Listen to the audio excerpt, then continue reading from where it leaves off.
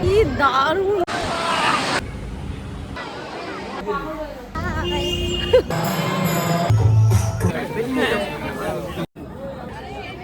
ওয়েদারটা আজ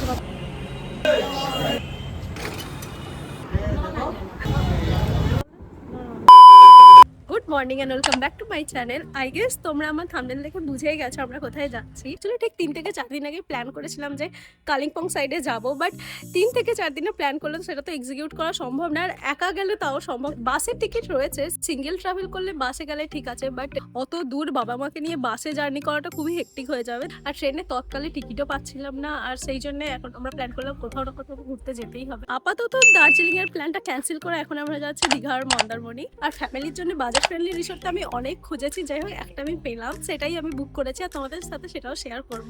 আপাতত আছি আমরা এখন দুর্গাচক স্টেশনে। এখান থেকে আমরা যাব তমলুক, আর তমলুক থেকে আমরা তাম্রলিক এক্সপ্রেস ধরে পৌঁছে যাব দীঘা। তো চলো, সারাদিন কি কি করছি না করছি সবকিছু তোমাদের সাথে শেয়ার করব। এদিকে আয় বলছি, তুই কি ওভার এক্সাইটেড যাওয়ার জন্যে? আজ 29 মে, ঠিক 5:30 নাগাদ আমরা এখানে বেরিয়ে পড়লাম। আমি তোমাদের সাথে একটা কথা শেয়ার করি। অ্যাকচুয়ালি আমার বরাবরই ইচ্ছে ছিল যে আমার নিজের বাদ্রয়দা ফ্যামিলিকে নিয়ে কোথাও একটা ট্রিপে নিয়ে গিয়ে কাটানোর, বাট ওই যে ভাবনা থাকলে তো শুধু হয় না, আগে থেকে প্ল্যান করতে হয়। আর যা গরম পড়েছে তাই ইচ্ছে ছিল সবাইকে নিয়ে কালিম্পং সাইডে ঘুরতে যাওয়ার, বাট 3 থেকে 4 দিন আগে তো এক্সিকিউট করা সম্ভবই না প্ল্যানটা। তাই ছুটি কাটাবো বলে প্ল্যান করেছিলাম মন্দারমণিতে 2 দিন। বাট মা আর বাবার ভীষণ ইচ্ছে ছিল দীঘার জগন্নাথ মন্দির দর্শনের, তাই একদিন দীঘা আর একদিন মন্দারমণির প্ল্যান করলাম।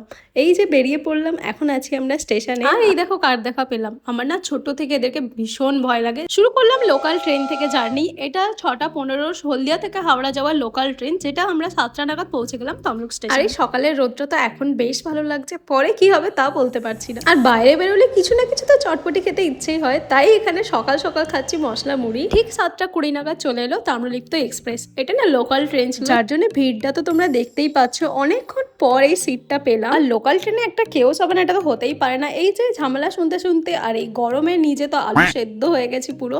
আর এই যে পৌঁছে গেলাম দীঘা স্টেশনে। 9:40 নাগাদ পৌঁছে গেলাম দীঘা স্টেশনে। আর স্টেশন থেকেই দেখো জগন্নাথের মন্দির দেখতে পাওয়া যাচ্ছে। আর আমার তো বহু বছর পর এই স্টেশনে আসা। আর স্টেশন থেকে আমাদের রিসর্টের দূরত্ব 5 মিনিট হবে হাঁটা পথে, বাট এই ভিড়ের জন্য এটাই 10 মিনিট লেগে গেছে। এখন খুব বেশি হলে 9:50 থেকে 55 হবে। অনেক আগে পৌঁছে গেছি। আর আমাদের চেক ইন ছিল 11টা। প্রায় 1 থেকে 1.5 ঘন্টা আছে। বাইরে প্রচন্ড গরম, তাই এদের ওয়েটিং রুমে অনেকক্ষণ আমরা ওয়েট করলাম। এতক্ষণে তো তোমরা বুঝেই গেছো কতটা গ্রিনারি এই রিসর্টটা। এই রিসর্টের food, ambience, room service, housekeeping সবকিছু ডিটেলস একদম শেয়ার করবো। ইভেন কত কি পড়েছিল, প্রাইস ডিটেলিং সবকিছু তোমাদের সাথে লং ভিডিওতে আমি শেয়ার করবো। যেহেতু হাতে আমাদের অনেক টাইম ছিল, তাই আমি বাইরে বেরিয়ে কিছু স্ন্যাক্স নিলাম। আর এখানে না বাইরেও অনেক ছোট ছোট দোকান রয়েছে, এরকম মনে হলে এখান থেকেও লাঞ্চ করা যায়। তারপর ওয়েটিং রুমে বেশ অনেকক্ষণ ওয়েট করার পর রিসেপশন থেকে কল এলো। আর ওখানে পৌঁছে প্রথমেই পেয়ে গেলাম ওয়েলকাম ড্রিঙ্ক, যেটা ভীষণ রিফ্রেশিং ছিল এই গরমে। আর তারপর 11টা নাগাদ আমরা চেক ইন করলাম। আর এই রিসর্টটা পুরোটাই কটেজ সিস্টেম। প্রত্যেকটা কটেজে আলাদা নাম রয়েছে। যেমন আমরা ওয়েটিং রুমে ছিলাম, এর নাম অরিত্রা। আর আমরা এখন আছি অনামিকাতে। আর আমরা ভীষণ টায়ার্ড ছিলাম, তাই রুমে ফিরেই আমরা 15 মিনিটের একটা পাওয়ার ন্যাপ নিয়ে রেডি হলাম বিচে যাওয়ার জন্য। আর বিচে এলে কিরকম কি ট্যান পড়ে সে তো আমরা জানি। আর এই ট্যান রিমুভ করতে যে কি প্রবলেম হয়, আমার তো প্রায় 4 থেকে 5 মাস থেকেই যায়। যাই হোক, আমি এখানে সানস্ক্রিন তাও নিজেও ইউজ করছি আর সবাইকে ইউজ করাচ্ছি। তাও এই রেডি হতে হতে অনেকক্ষণ টাইম চলে গেল। আমরা যখন রুমে আসি তখন না পুলটা ক্লোজ ছিল, আর এখন পুলটা ওপেন হয়ে যাওয়ার পর এত সুন্দর ভাইব, এত সুন্দর গান অ্যান্ড সব কিছু। আমি তো অপেক্ষা করছিলাম কখন এখানে নামবো। আর এই ঘুরতে এসে দীঘার বিচে না গিয়ে স্নান করলে সেটা কেমন ঘোরা, তাই না? আর আমাদের রিসোর্টটা এতটাই প্রাইম লোকেশনে যে ঠিক রোড ক্রস করে একদম সোজা রাস্তায় চলে গেলে বিচটা পড়বে। হার্ডলি 7 থেকে 8 মিনিট লাগবে হেঁটে যেতে। আর এই গরমের মধ্যেও যত বিচের কাছে যাচ্ছে এই ঠান্ডা হাওয়াটা বেশ ভালো লাগছিল। তুই কতদিন পর দীঘাতে? আমি এর আগের বছর এসেছিলাম 2 মাস আগে। 2 মাস আগে কি করে 2 মাস আগে হয়?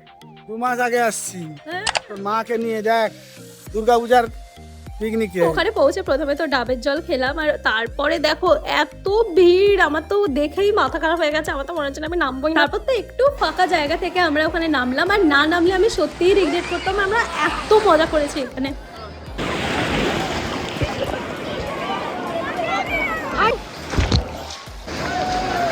এই 20 থেকে 30 মিনিট। দীঘার এই বিশুদ্ধ জল আমাদের এমন মুখের স্বাদ চেঞ্জ করেছে যে তার জন্যই আমরা এখান থেকে প্রত্যেকে খেলাম কুলফি। আর তাই নিয়ে ফিরতে ফিরতে দেখো আকাশটা কিরকম মেঘলা হয়ে এসছে। মেঘ ঘুরঘুর করছে, দুজনে আবার আইসক্রিম নিয়ে যাচ্ছে। মা একবার স্নান করে দেখা একবার ক্যামেরায়। আর কিছুটা গিয়েই দেখতে পেলাম গোলা, আর তাই দেখে তো আমরা কালা খাটাটা একটু বেশি দিয়েই বানাতে বলেছি। আর এইরকম বেশ ঠান্ডা ঠান্ডা ওয়েদার, তার উপর বৃষ্টি পড়ছে আর হাতে গোলা, খেতে যে কি ভালো লাগছে। এই দেখো বলতে বলতে রিসোর্টে চলে এলাম, আর দেখো চারদিকটা এত গ্রিনারি আর ফল ফুলের গাছে তো ভর্তি এই জায়গাটা। তারপর ব্যালকনির সামনে দেখছি প্রচুর আম পড়ে আছে, এ দেখে আমি দুটো আম রুমে রেখে দিয়ে চলে এলাম পুলে। আর পুলটা চারিদিকটা দেখো এত সুন্দর, ক্লিন অ্যান্ড ওয়েল মেনটেন, একদম ফ্যামিলি ফ্রেন্ডলি। যেহেতু রিসোর্টটা একদম সি ফেসিং, তাই বিচ থেকে এসে ডাইরেক্ট পুলেই নামা যায়। আর এদের যেহেতু এখানে মকটেল কাউন্টার রয়েছে, তো আমরা এখান থেকে লাইম সোডা নিয়েছিলাম, বেশ ভালো খেতে। আর আমরা না ভীষণ মজা করেছি, প্রায় 1.5 থেকে 2 ঘন্টা আমরা পুলেই কাটালাম। আর আমরা যেহেতু আছি পুল ফেসিং কটেজে, তাই এখান থেকেও পুলের ভিউটা বেশ ভালো আসে। এরপর আমরা ফ্রেশ হয়ে চলে গেলাম ওদেরই নিজস্ব রেস্টুরেন্টে। দেখো নেগেটিভিটি আমি চাই না, বাট এর আগেও আমি ভরপেট রেস্টুরেন্টে খেয়েছি, ওদের ফুড সার্ভিস যথেষ্ট ভালো ছিল, সেই জন্যই এখানে নিয়ে আসা মেনলি। বাট এইবার আমি ডিসঅ্যাপয়েন্ট হই, কারণ একটা অর্ডার দিতে ওদের প্রায় আনতে 20 থেকে 30 মিনিট লাগছে। একটা রাইস এক্সট্রা অর্ডার দিতেও ওরা আনছে 20 মিনিট পরে। ইভেন তো পুলে নামার সময় আমরা অলরেডি এসে জিজ্ঞাসা করেছি যে ফুড অ্যাভেলেবেল থাকবে কিনা, বাট ওরাই নিজেরা বললো যে আপনারা যখন আসবেন তখনই অ্যাভেলেবেল আছে।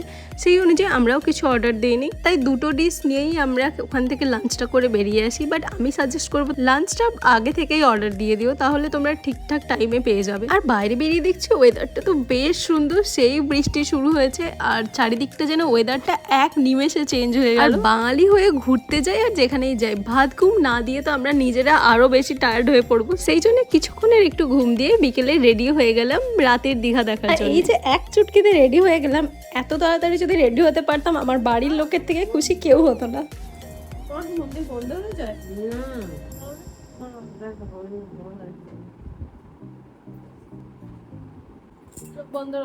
আর এই দেখো সানসেটটা কি ভালো লাগছে না। আর এই বেরিয়ে পড়লাম আমরা বিচ এক্সপ্লোর করার জন্য আর এখানকার জগন্নাথের মন্দির যাওয়ার জন্য। আর আমাদের রিসোর্টটা এতটাই প্রাইম লোকেশন যে আমাদের এখান থেকে বিচও একদম কাছে, আর এখানে জগন্নাথ মন্দিরটা প্রায় 10 মিনিট হাঁটা পথ। আমি যেরকম ভেবেছিলাম প্যাচ প্যাচে গরম হবে হয়তো, যাই হোক সেটা তো আমি খুব ভালো একটা ওয়েদার পেয়েছি। আর এই জগন্নাথ মন্দিরটা সকাল 6টা থেকে দুপুর 1টা অবধি, আবার 2 ঘন্টা বন্ধ থাকে, তারপর 3টে থেকে 8টা অবধি খোলা থাকে। আর এই মন্দির যাওয়ার রাস্তাটাও না বেশ সুন্দর, অনেক ছোট ছোট দোকান ছিল, সেইগুলো ক্রস করে ফাইনালি চলে এলাম মন্দিরের একদম কাছে। এটা মেনলি শু কাউন্টার। এখান থেকে একটা ব্যাগ কালেক্ট করে নিজেদের সবার জুতো রেখে ওদেরকে দিয়ে দিতে হয়, তারপর ওরা একটা টোকেন দেয়। আমাদের এই টোকেনটা ছিল, এইটা সিকিউর করে রাখতে হয় নিজের কাছে, যখন আসার সময় সেই টোকেনটাই দিয়ে আবার নিতে হয় জুতোগুলো। আর গেটের বাইরের থেকেই দেখতে আমাদের এত ভালো লাগছে। আর সত্যি বলতে এই সব জিনিস ক্যামেরায় না খুব একটা ভালো প্রকাশ করা যায় না। আমি তোমাদের সাজেস্ট করছি তোমরা একবার হলেও দীঘা এলে এই মন্দিরটা না দেখে যেও না।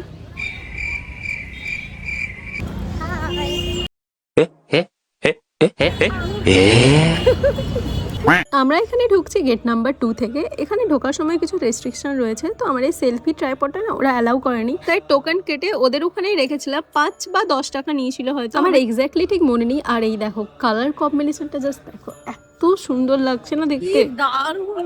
আর প্রথমে ঢুকতেই দেখো 3টে রথ রয়েছে, পুরীর জগন্নাথের মতো এই দেখো মন্দিরের ধ্বজা, যেটা প্রত্যেক দিন চেঞ্জ করা হয় এখানে। আমি নিজেই এক্সপেক্ট করিনি এতটা ভালো হবে। বাড়ির সবাই না বললে আমার তো এই মন্দিরে আসাই হতো না। এত সুন্দর দৃশ্য আমি সত্যিই মিস করে যেতাম। ব্যাক করো, কোনটা দেবে দেখো। হ্যাঁ তো এবারে গান দেখো, কোন গান দেবে। আর এই দেখো নিজেরা সেলফি নিয়ে তো পোস্ট করতে হবে, তাই একটা গান সিলেক্ট করে কিভাবে পোস্ট করতে হবে তাই সবকিছু বলছে।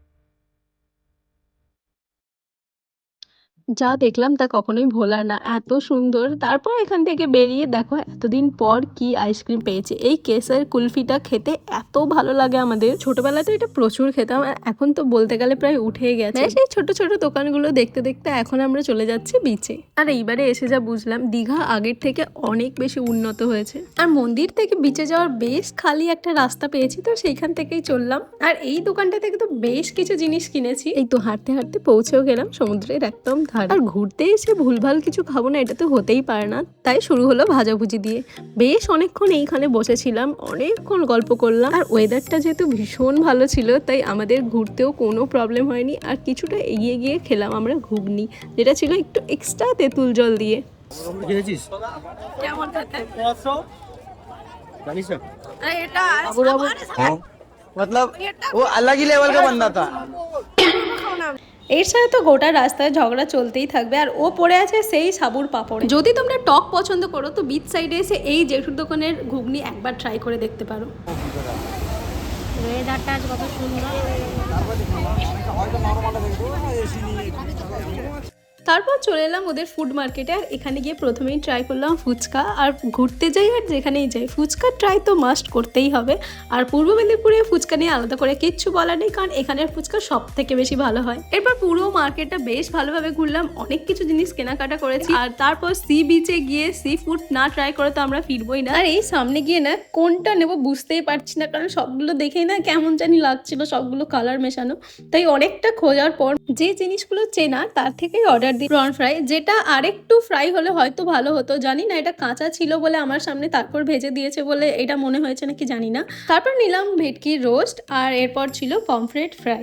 এখন প্রায় 9টা বাজে, তাই ডিনার করতে এখানেই কলকাতা উত্তরে গেলাম। গিয়ে দেখি অনেক ভিড় এখানে, তাই ওখান থেকে বেরিয়ে আবার একটু মার্কেটটা খুব ভালোভাবে ঘুরলাম, কারণ আমাদের না আর কিছু কেনার ছিল, তাই সেই জন্য এখানে ঘোরাঘুরি করলাম। আমি তো এখান থেকে ব্যাগ, জুয়েলারি আর মা এখানে শাঁখও নিয়েছে, তো আরো বেশ কিছু কেনাকাটা বাকি ছিল, তো সেইগুলোই করে আমরা রিসর্টের দিকে রওনা দিলাম। আর ঠিক সোজা রাস্তা দিয়ে যেতে যেতে এই রেস্টুরেন্ট থেকে আমরা নিলাম বিরিয়ানি। আর অনেস্টলি কলকাতার বিরিয়ানি আমার বেশি পছন্দ মেদিনীপুরের থেকে, বাট এই বিরিয়ানিটা না প্রপার কলকাতা বিরিয়ানির মতো ছিল। সাথে রায়তা আর কোক নিয়ে ফিরছি। আর রাত্রে দেখো রিসর্টটা যেন আরো সুন্দর লাগছে এই লাইটিং এর জন্য বিশেষ করে।